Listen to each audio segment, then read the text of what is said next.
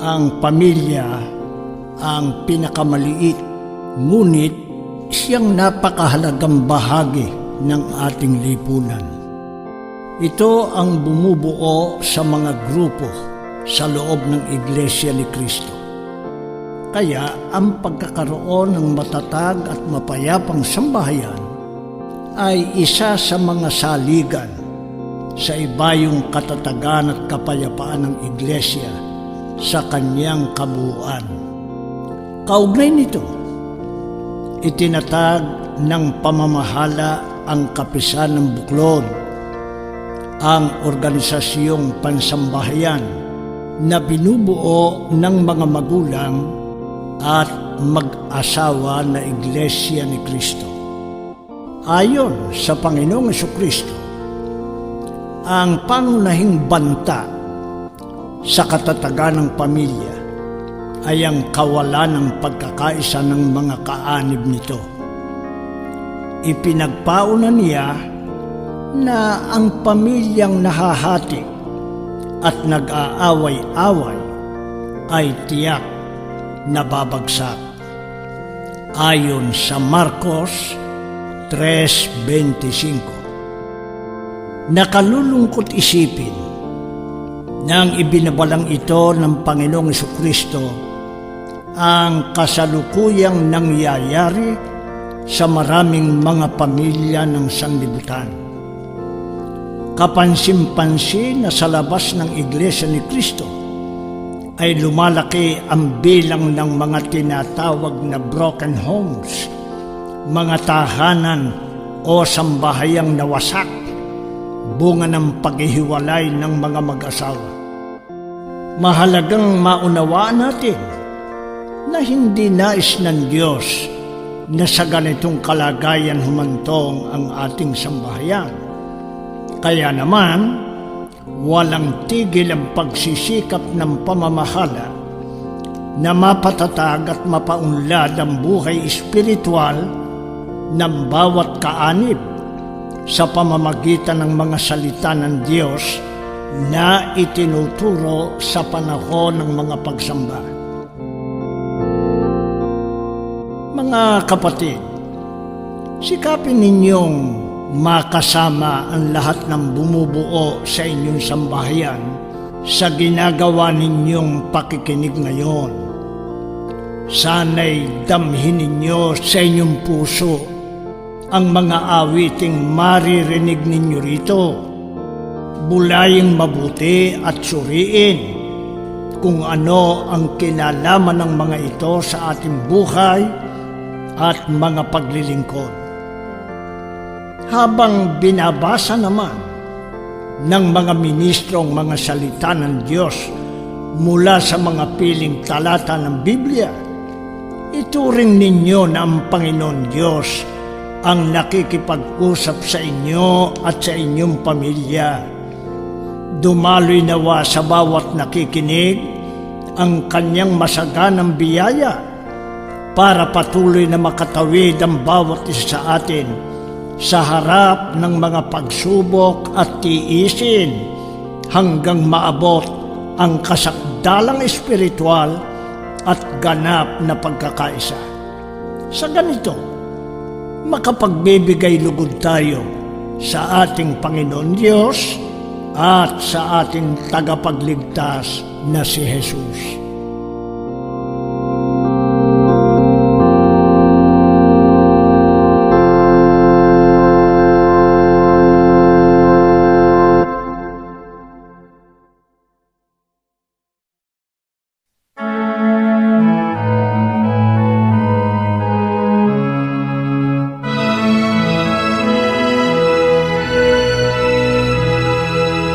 Bahay at mga kayamanan ay minamana sa mga magulang, ngunit ang mabait na asawa ay galing sa Panginoon.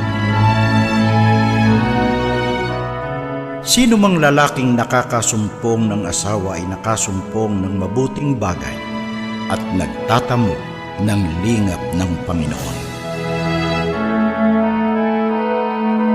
At sinabi ng Panginoon Diyos, hindi mabuti na ang lalaki ay mag-isa, siya'y ilalalangko ng isang katulong niya, At hinulugan ng Panginoon Diyos ng di kawasang himbing ang lalaki at siya natulog. At kinuha ang isa sa kanyang mga tadyang at pinapaghilom ang laman sa dakong yaon. At ang tadyang na kinuha ng Panginoon Diyos sa lalaki ay ginawang isang babae, at ito'y dinala niya sa lalaki. At sinabi ng lalaki, ito nga'y buto ng aking mga buto at laman ng aking laman. Siya'y tatawaging babae sapagkat sa lalaki siya kinuha. Kaya't iiwan ng lalaki ang kanyang ama at ang kanyang ina at makikipisan sa kanyang asawa, at sila'y magiging isang laman. Sapagkat ang babae na may asawa ay itinali ng kautusan sa asawa samantalang ito ay nabubuhay, datapwat kung ang asawa'y mamatay, ay kalagna sa kautusan ng asawa.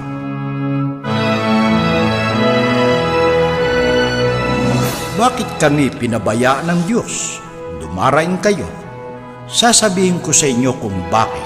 Dahil nakita ng Panginoon ang inyong pagtataksil, nang diborsyohin ninyo ang inyong asawa na naging tapat sa inyo sa loob ng mga taon. Ang mga katuwang na inyong ipinangakong mamahalin at iingatan. Pinag-isa kayo ng Panginoon sa inyong asawa. Sa matalinong panukala ng Diyos nang kayo magpakasal, kayong dalawa ay naging isang tao sa kanyang paningin. At ano ang kanyang hangad? Mga anak na makadiyos mula sa inyong pagsasama. Bantayan ninyo kung gayon ang silakbo ng inyong mga damdamin. Manatili kayong tapat sa inyong asawa ng inyong kabataan, sapagkat sinasabi ng Panginoon Diyos ng Israel na namumuhi siya sa diborsyo at malulupit na tao. Kaya, pigilin ninyo ang silakbo ng inyong mga damdamin. Walang dapat makipagdiborsyo sa kani-kanyang asawa. Ang pinapagsama nga ng Diyos ay huwag papaghiwalayin ng tao.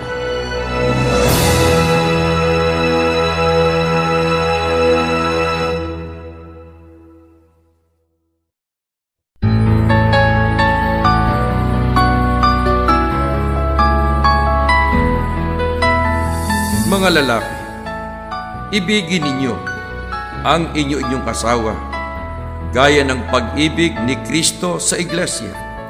Inihandog niya ang kanyang buhay para rito. Dapat mahalin ng mga lalaki ang kani-kanilang asawa tulad ng sarili nilang katawan. Ang lalaking nagmamahal sa kanyang asawa ay nagmamahal sa kanyang sarili. Walang taong namumuhi sa sarili niyang katawan, bagkus ito'y pinakakain at inaalagaan gaya ng ginagawa ni Kristo sa iglesia. Sapagkat ang lalaki ay pangulo ng kanyang asawa, gaya naman ni Kristo na pangulo ng iglesia, na siya rin ang tagapagligtas ng katawan.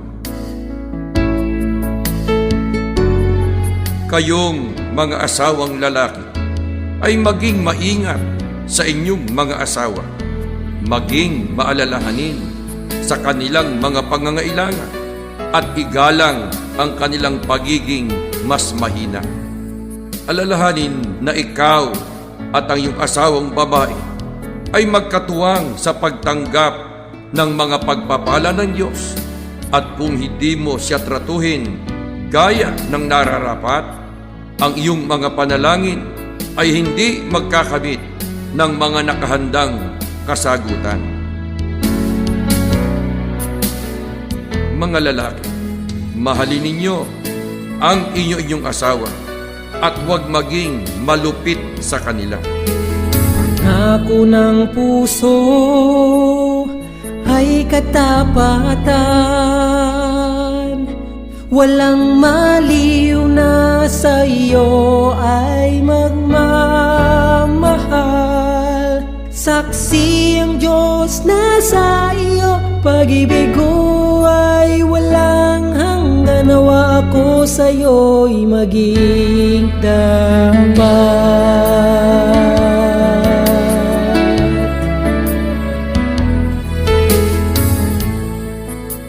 Mga babae, pasakop kayo sa inyong sariling asawa na gaya ng sa Panginoon. Dadapwat kung paanong ang iglesia ay nasasakop ni Kristo, ay gayon din naman ang mga babae ay pasakop sa kani-kanyang asawa sa lahat ng mga bagay. Gayon man ay umibig naman ang bawat isa sa inyo sa kani-kanyang sariling asawa gaya ng sa kanyang sarili, at ang babae ay gumalang sa kanyang asawa.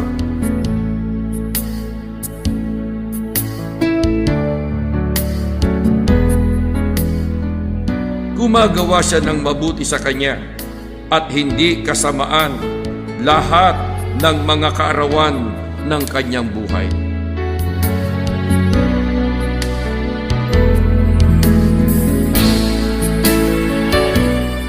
Upang kanilang maturuan ang mga babaeng may kabataan na magsiibig sa kani-kanyang asawa, magsiibig sa kanilang mga anak.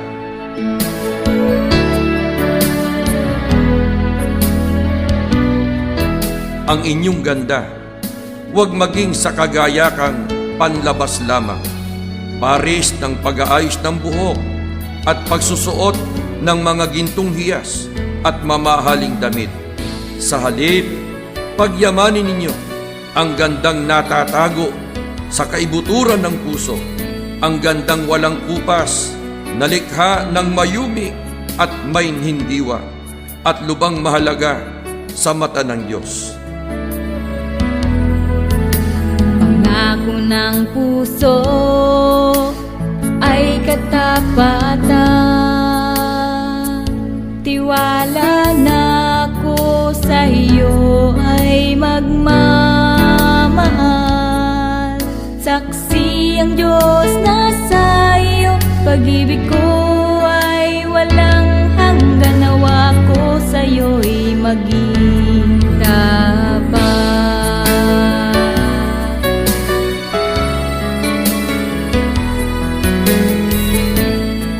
Sinusubaybayan niyang mabuti ang kanyang sambahayan at hindi tumitigil sa paggawa araw-araw. Mangagpakahinang, mangagpakalinis, mangagpakasipag sa bahay, magagandang loob, pasakop sa kani-kanyang asawa upang wag lapas tanganin ang salita ng Diyos. O Diyos, aming puso ay maging ganap at paglingkuran ka na hanggang sa wakas. Magkatuwang sa pagtupad, magkasama kaming maglilingkod. Nawa kami sa'yo'y maging dapat.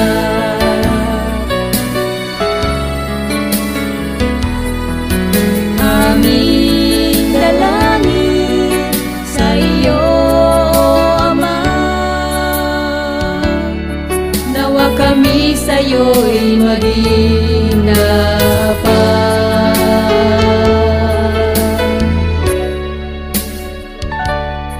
Nawa kami sa iyo'y maging dapat.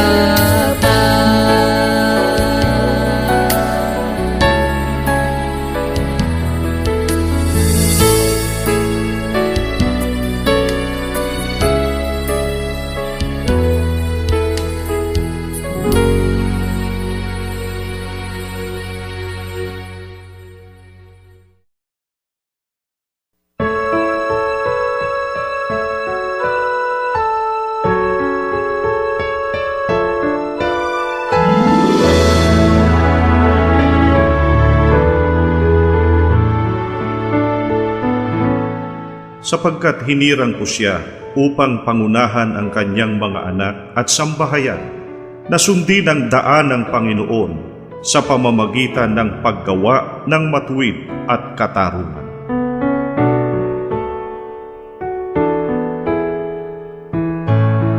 Pinili ko siya upang ipasunod niya sa kanyang lahi ang aking mga utos sa pamamagitan ng paggawa ng matuwid at pagpapairal ng katarungan. Sa gayoy matutupad ko ang aking pangako sa kanya. O Ama, papuri sa iyong pag-ibig, tuwina'y nadarama, ikaw ang kasama, ang tanging tiwala, buhay kong pag-asa, iyong lakas ay sapat kung ako'y manghina. Kailanman ay di namin matutumbasan ang iyong pagmamahal habang nabubuhay ang aming panalangin sa iyo, O Ama. Kami ay kaawaan, manatili sa katapatan.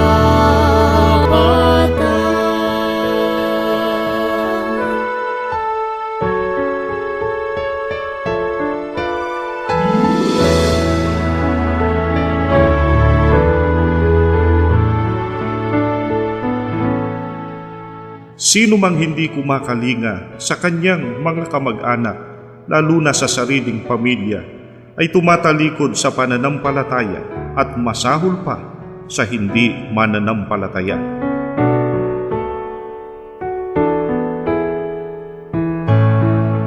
Sa pawis ng iyong muka ay kakain ka ng tinapay sa pamamagitan ng iyong pagpapagal. Sa kanya'y mahalaga ang bawat ginagawa, hanggang hating gabi makikitang nagtitiyaga. Ang mga salita ay puspos ng kaalaman at ang turo niya ay pawang katapatan. Sinusubaybayan niyang mabuti ang kanyang sambahayan at hindi tumitigil sa paggawa araw-araw. Bago pa sumikat ang araw, ay inihahanda na ang pagkain ng buo niyang sambahayan, pati na ang gawain ng mga katulong sa bahay. Siya ang sumusubaybay sa mga gawain ng kanyang sambahayan at hindi siya kumakain ng tinapay ng katamaran.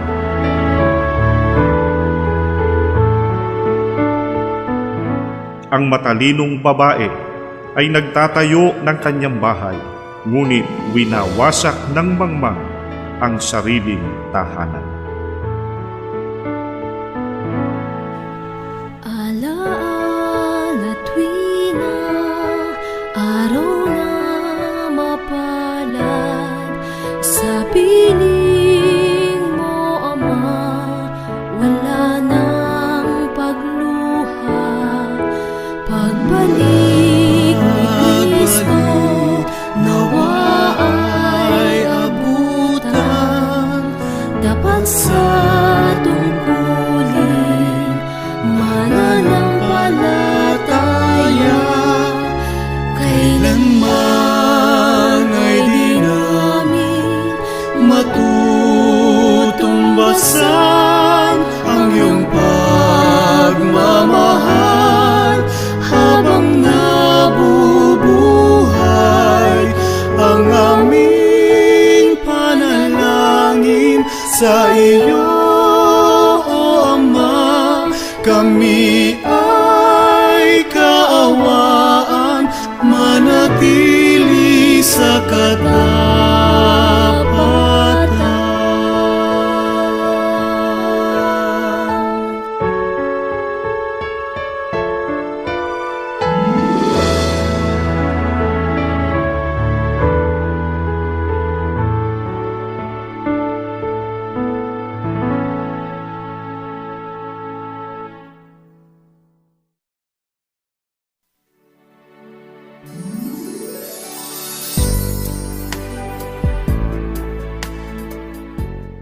Datapwat hanapin muna ninyo ang kanyang kaharian at ang kanyang katwiran, at ang lahat ng mga bagay na ito ay bawang idaragdag sa inyo.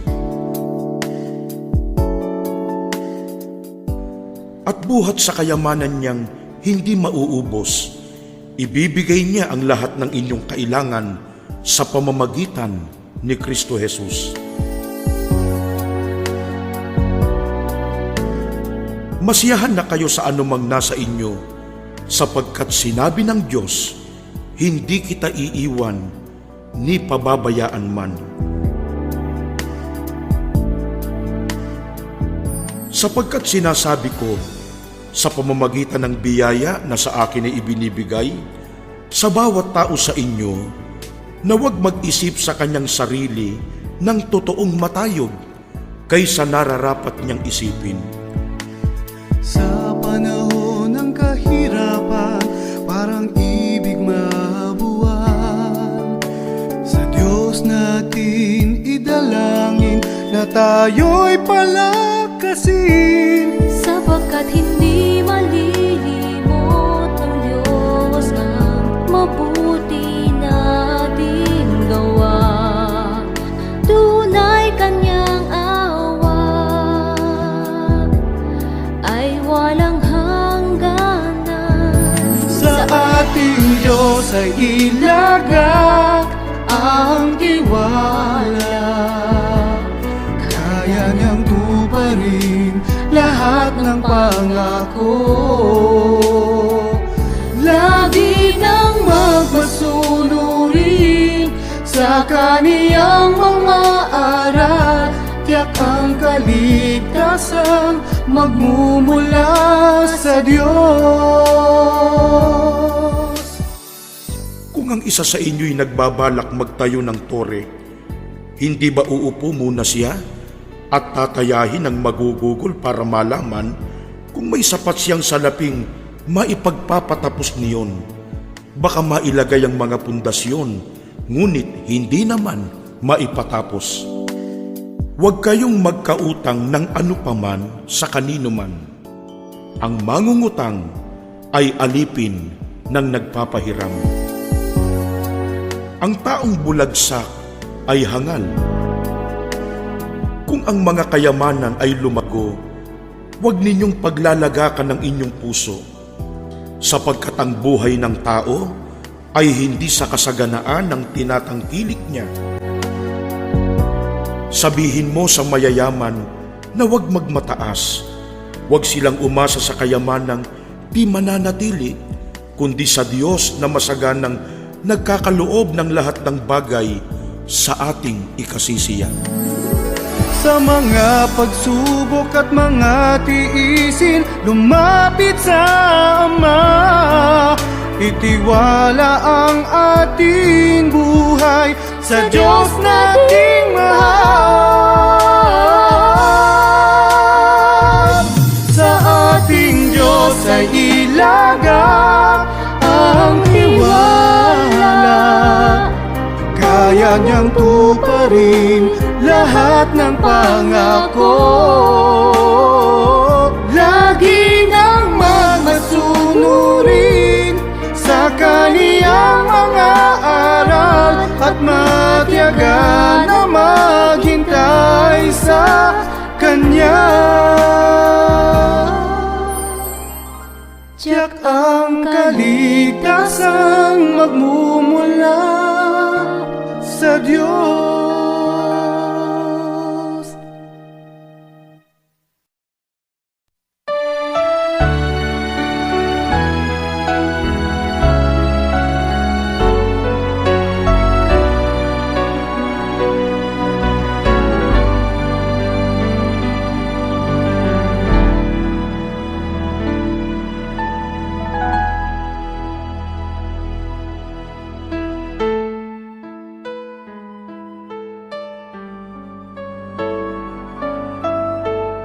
Ituro sa bata ang daang dapat niyang lakaran, at hanggang sa paglaki di niya ito malilimutan.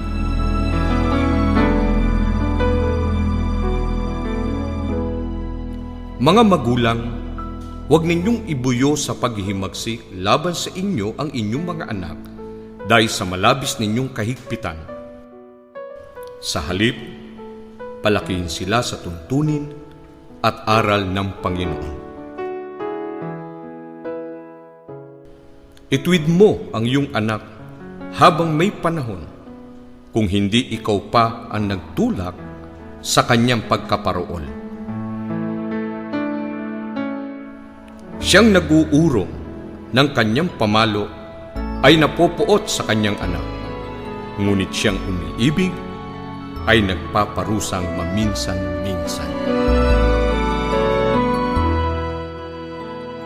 Ang mga salitang ito na aking iuutos sa iyo sa araw na ito ay ilalagay mo sa iyong puso at iyong ituturo ng buong sikap sa iyong mga anak at iyong sasabihin sa kanila. Alalahanin mo ang lumikha sa'yo sa bawat sandali. Laging gunitain, Diyos natin.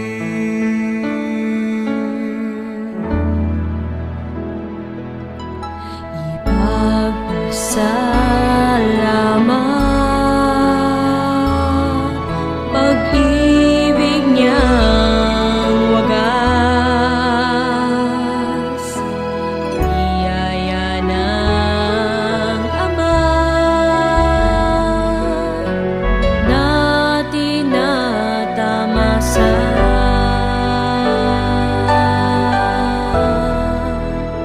sa buhay.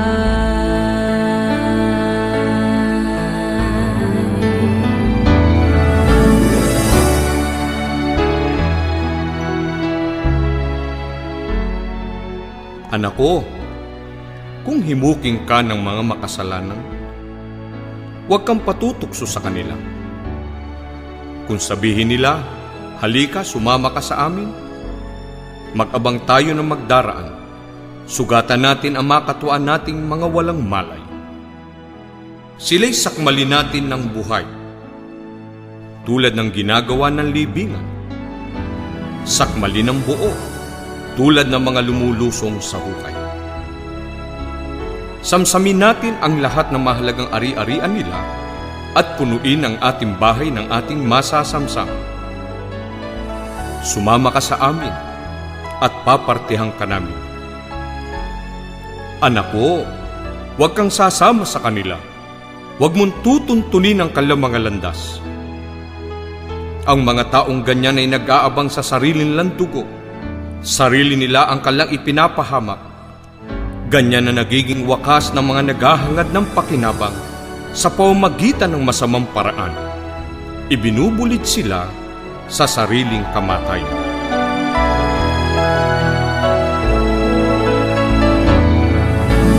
Kung pananampalatayang buksan ang puso sa Kanya,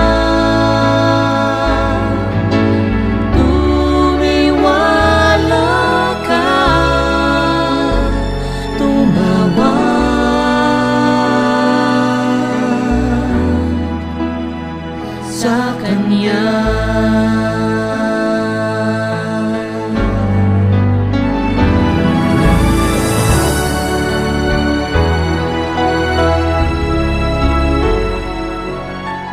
Huwag kayong magsipag-asawa sa mga hindi sumasampalataya, sapagkat anong pakikipagkaisa meron ng katwiran sa kalikuan, o anong pakikisama meron ng liwanag sa kadiliman, o anong pakikipagkasundo meron si Kristo kay Satanas?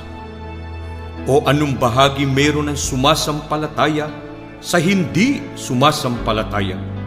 O anong pakikipagkaisa meron ng templo ng Diyos sa mga ribulto? Sapagkat kayo ang templo ng buhay na Diyos. Gaya ng sinabi, mananahan ako sa kanila at lalakad ako sa kanila at ako ang kanilang magiging Diyos, at sila ang magiging bayang ko.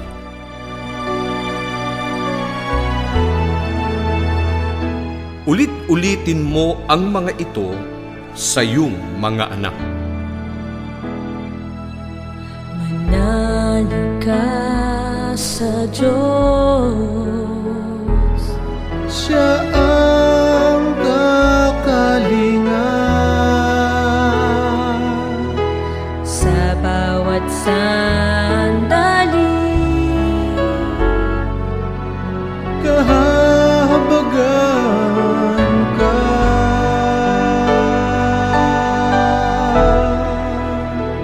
ng Ama.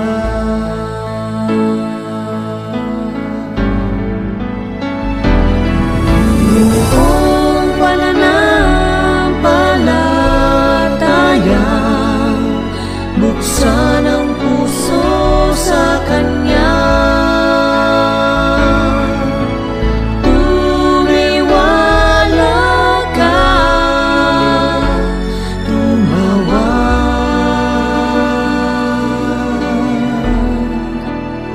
sa Kanya.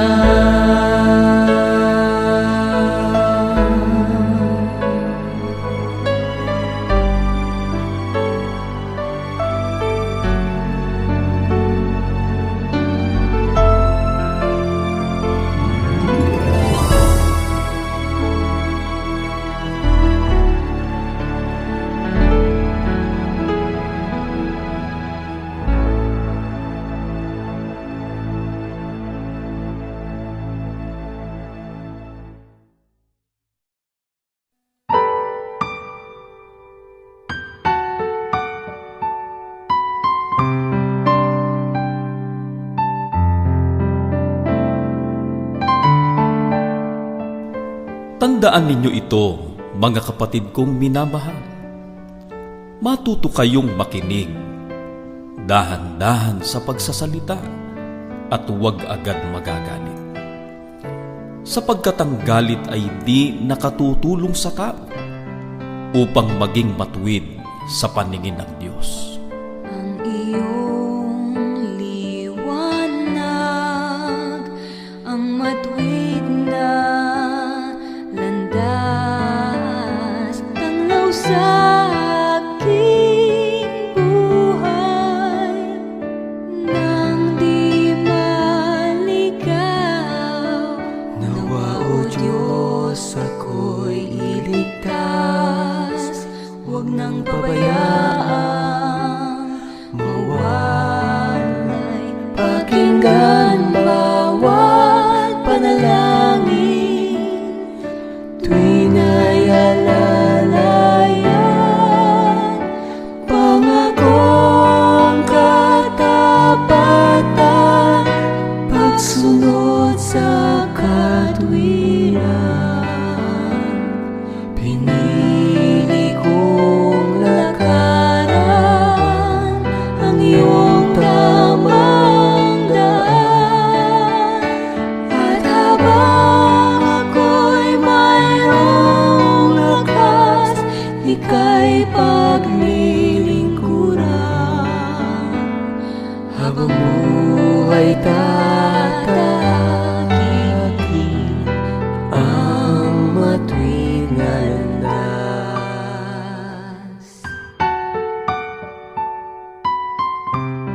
Ang malumanay na sagot ay nakapapawi ng puot, ngunit nakagagalit ang salitang walang taros.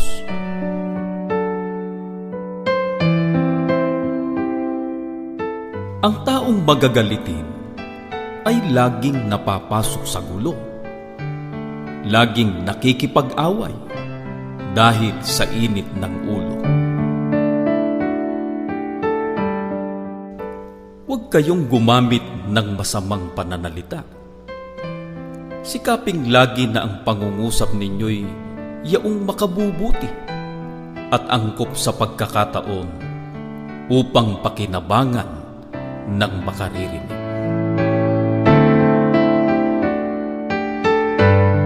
Kung magalit kayo, huwag ninyong itanim ang inyong galit at nang huwag kayong magkasala. Huwag ninyong hayaang matapos ang isang araw nang hindi napapawi ang inyong galit. Huwag ninyong hayaang makasingit ang dyablo.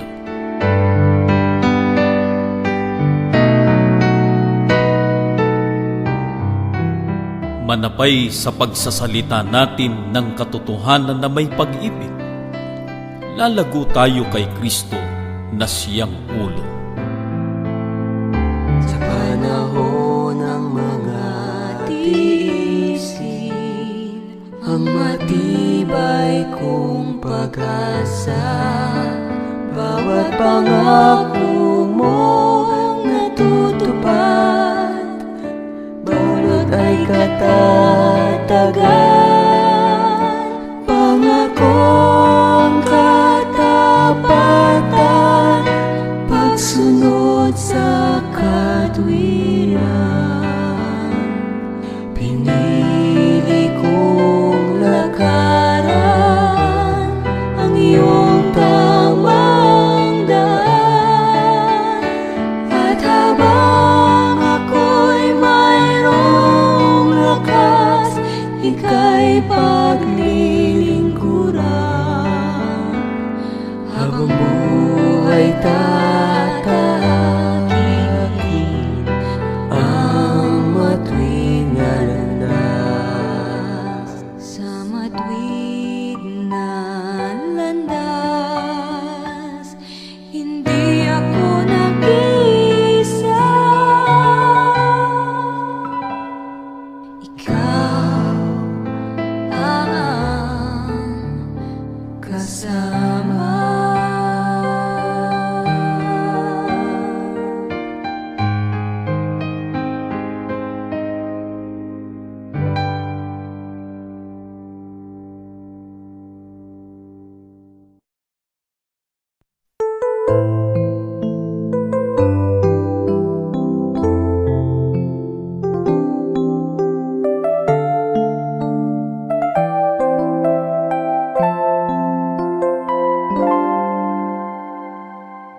Siya ay labis na ginalit ng kanyang kaagaw upang inisin siya, sapagkat sinarhan ng Panginoon ang kanyang bahay bata.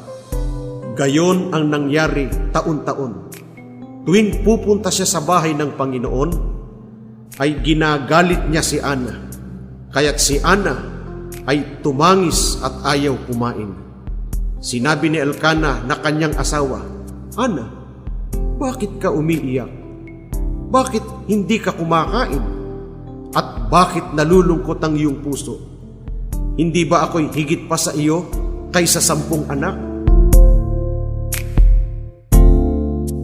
Siya'y gumawa ng ganitong panata, "O Panginoon ng mga hukbo, kung tunay na iyong titingnan ang pagdurusa ng iyong lingkod, at aalalahanin ako, at hindi kalilimutan ng iyong lingkod, kundi iyong pagkakalooban ng iyong lingkod ng anak na lalaki, aking ibibigay siya sa Panginoon sa lahat ng mga araw ng kanyang buhay, at walang pang-ahit na daraan sa kanyang ulo." Dumating ang araw na siya'y nagsilang ng isang sanggol na lalaki. Ang sabi niya, siya'y kaloob sa akin ng Panginoon. Sa Diyos mo hanapin ang kaligayahan, at ang pangarap mo'y iyong makakamtan. Nalulumbay ka ba? Ilapit mo. Naghihirap ka ba? Ilapit mo. Walang ibang mabuting kaibigan na hihigit pa sa Diyos na lumalang. Ilapit mo ang puso mo, di ka mabibigo. Ilapit mo ang buhay mo, sasama siya sa'yo. Sundin mo lang ang utos niya,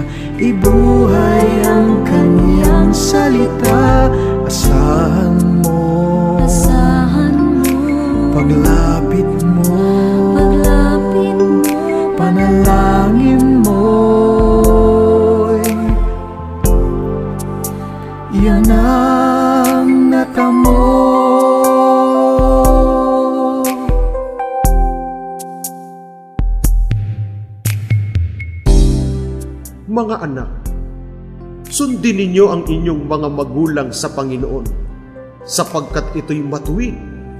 Igalang mo ang iyong ama at ina. Ito ang unang utos na may pangako, upang maging mabuti ang iyong kalagayan at ikaw ay mabuhay ng matagal sa ibabaw ng lupa. Ang manungayaw sa ama at sa ina ay mamatay siyang walang pagsala.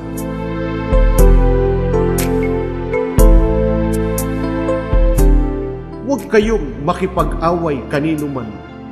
Hanggat maaari ay magkaroon kayo ng kapayapaan sa lahat ng tao. Inuusig ka ba? Ilapit mo. Ikaw ba'y may sakit?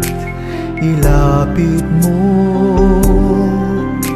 Ang iyong kailangan ay kayang ibigay. Lumapit ka lamang, siya ay naghihintay. Huwag nang ipagpaliban pa iyong pagtawag sa Ama. Iyong mararanasan Kanyang walang hanggang kapangyarihan. Ilapit mo ang puso mo, di ka mabibigo. Ilapit mo ang buhay mo, sasama siya sa'yo. Sundin mo lang ang utos niya, ibuhay ang kanyang salita. Asahan mo, paglapit mo, panalangin mo. Yan ang natamo.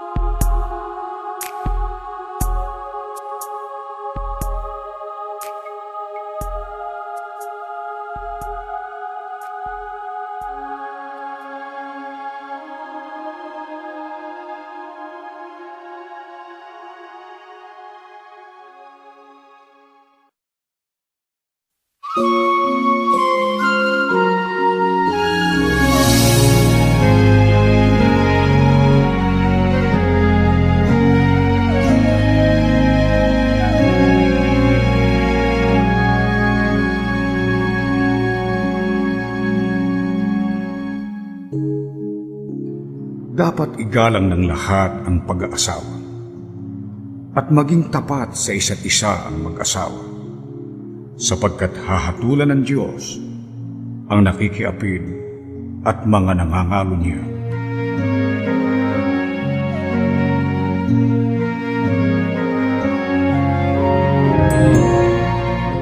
Kayo'y magpuyat at magsipanalangin upang huwag kayong magsipasok sa tukso. Ang espiritu sa katotohanan ay may ibig, datapwat mahina ang laman.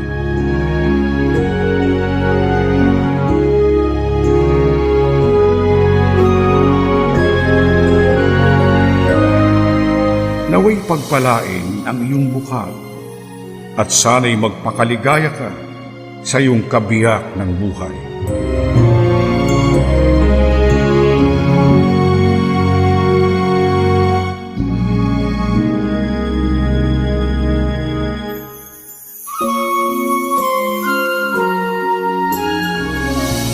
Ang dapat ay maging tapat sa asawang minamahal, at ang tangi mong pag-ibig iukol sa kanya lamang. Upang aking may paglaban ang pananampalataya, sarili iniingatan na mabuhay sa kabanalan. Panalangin ko kay Jesus na tagapagligtas, Diyos, nawa pana't ako'y pamagitan sa Ama. Kung ako ay manghina, agad palakasin upang matapos ko ang aking takbuhin. Pagkat hindi nagmamaliw ang pag-ibig mo, Ama, ikaw ang aking tiwala. At kanlungan.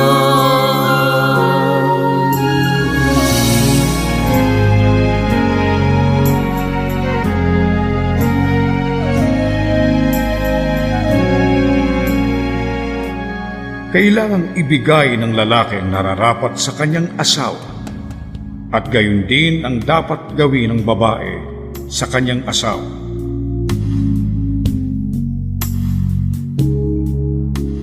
Kaya huwag ninyong ipagkait ang inyong sarili sa inyong asawa.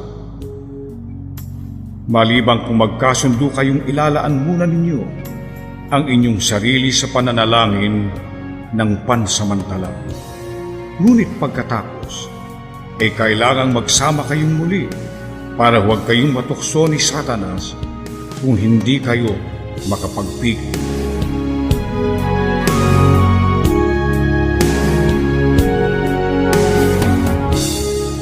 Mapalad ang taong nagtitiis sa tukso, sapagkat pagkasubok sa kanya, siya'y tatanggap ng putong ng buhay na ipinangako ng Panginoon sa mga nagsisiibig sa kanya.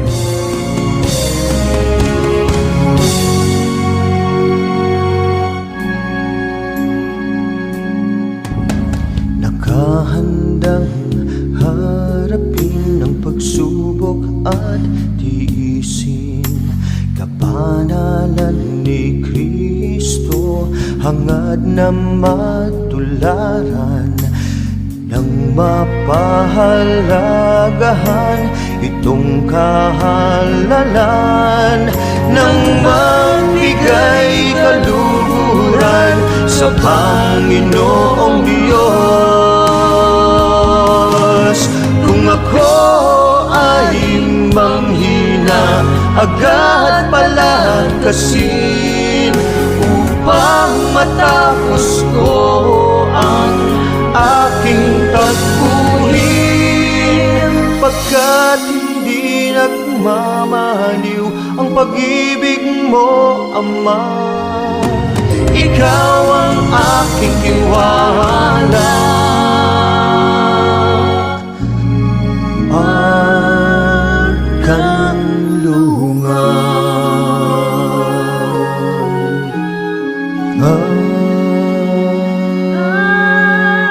Kanlungan.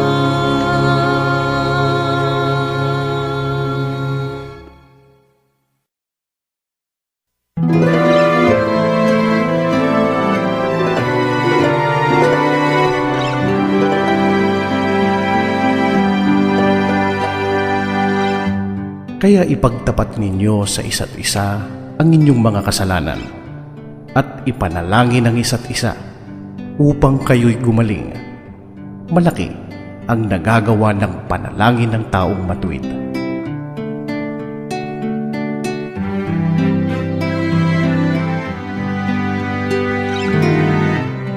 Alisin na ninyo ang lahat ng sama ng loob, galit at poon. Huwag na kayong mambubuliyaw, manlalait, at mananakit ng damdamin ng kapwa.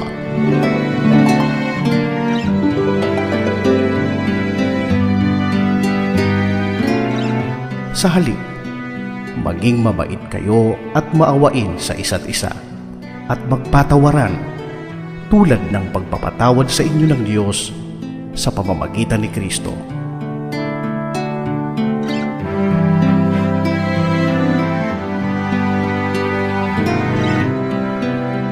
Sari-saring kaguluhan ng bunga ng kapuotan, ngunit ang pag-ibig ay nagpapaumanhin sa lahat ng kasalanan.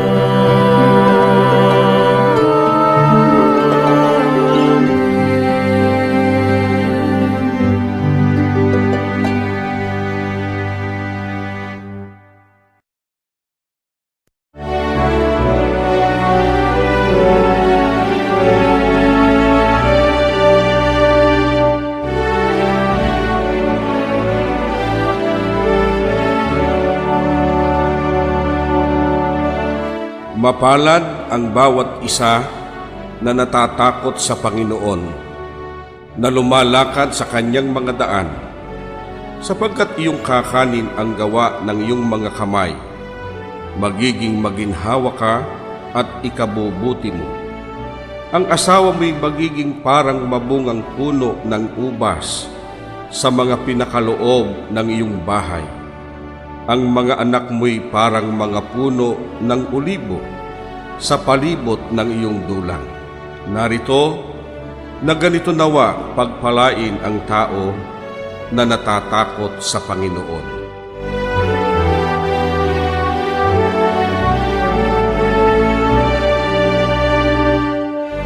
At iyong iwaksina ang lahat ng kasalanan.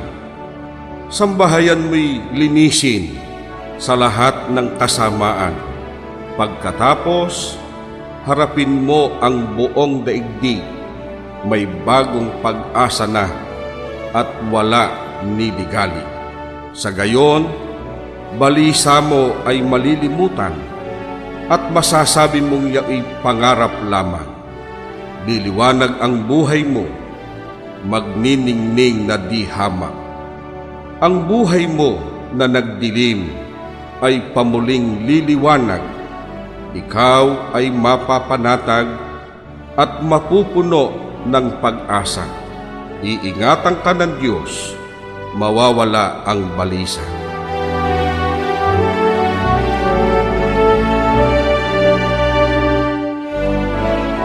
Ang sumpa ng Panginoon ay nasa bahay ng masama, ngunit pinagpapala niya ang tahanan ng matuwid. Sa ganang akin at ng aking sambahayan ay maglilingkod kami sa Panginoon. Maligaya ang bayan na ang Diyos ang Panginoon.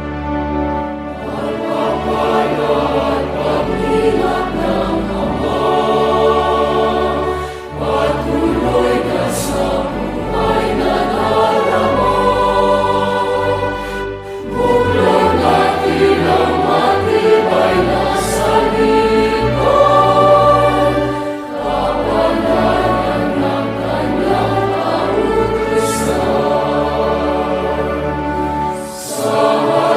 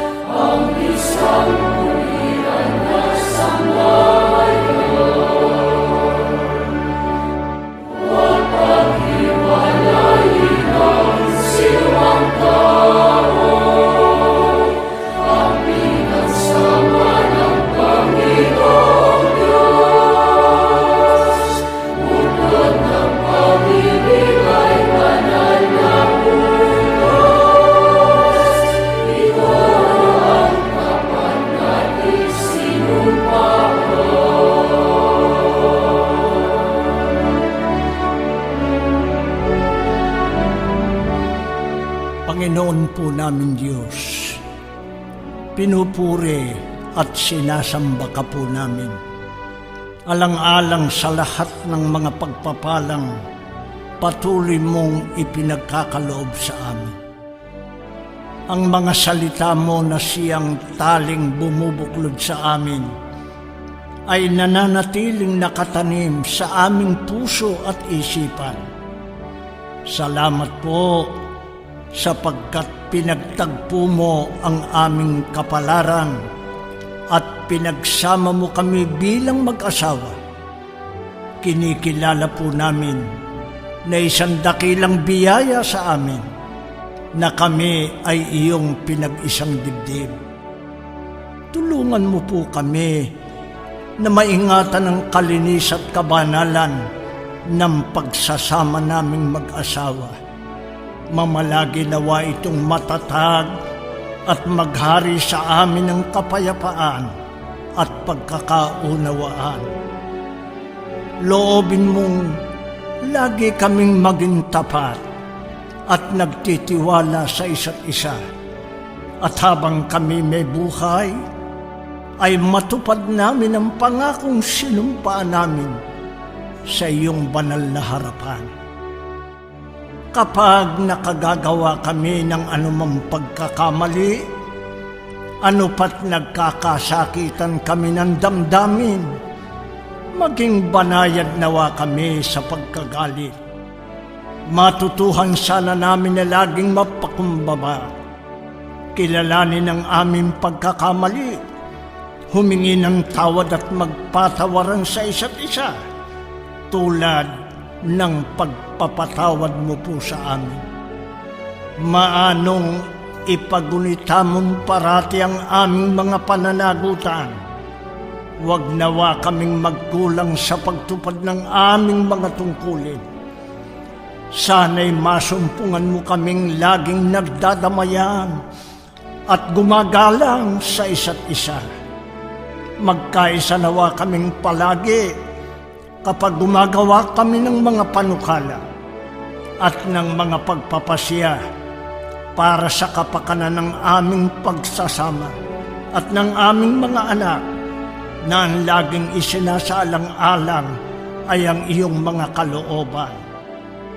Panginoon namin Diyos, alam po namin na magkatuwang naming pananagutan sa iyo na akayin ang aming mga supling upang lumaking mga tunay na Kristiyano at pangunahan sila sa mga pagsamba namin sa iyong banal na pangalan. Tulungan mo po kami na laging masubaybayan sila at maipatupad sa kanilang iyong mga aral at tuntunin, lalo na sa panahong ito na naglipa ng mga kasamaan at mga kalayawan sa sanlibutan. Kapag sila'y malayo sa aming paningin, ikaw po ang magbantay sa kanila. Iligtas mo sila sa lahat ng panganib. Kapag sila'y kinakawayan ng mga tukso, ang iyon nawang katotohanan ng kanilang maging pananggalang. Kapag sila'y may suliranin, ikaw nawa ang kanilang maging kanlungan. Naway maipadama naming lagi sa aming mga anak ang pagmamahal namin sa pamamagitan ng mga angkop na salita at gawa. Gayon may huwag mo pong itulot na mabulag kami ng labis na pag-ibig sa kanila, na anupat mapayagan namin ang maling gawain nila. Ipagkaloob mo po sa amin ang matalinong puso upang mailapat namin ang angkop at makatarungang pagdisiplina kapag sila'y nagkakasala o gumagawa ng anuman labag sa iyong kalooban. Panginoong Jesus, ikaw ang aming tagapamagitan. Tulungan mo po kami sa tuwing kami mananalangin sa Ama. Lagi mo nawa kaming masumpong umiibig sa isa't isa, tulad ng pag-ibig na inyukol mo sa iyong iglesia. Maingatan nawa naming matibay at marangal ang aming kaugnayan sa isa't isa bilang mag-asawa. Yayamang dito inihalin tulad ang kaugnayan mo sa iyong iglesia na siyang ililigtas mo pagdating ng araw ng paghuhukom. Ama, patuloy kaming dumadalangin sa iyo. Sa ibabaw ng lahat, tulungan mo po kami na makapagtagumpay sa anumang pagsubok na aming nasasagupa. Kapag may mga kaligaligan at kami hinahampas ng mga bagyo ng buhay, panatilihin mo pong buo ang aming pagsasama. Ngunit higit sa lahat, mamalagi nawang matatag kaming nang hahawak sa iyong mga pangako. Sa panahon ng kagipitan, manatili nawa kaming laging tapat sa isa't isa. Ngunit higit sa lahat, mamalagi kaming tapat sa iyo.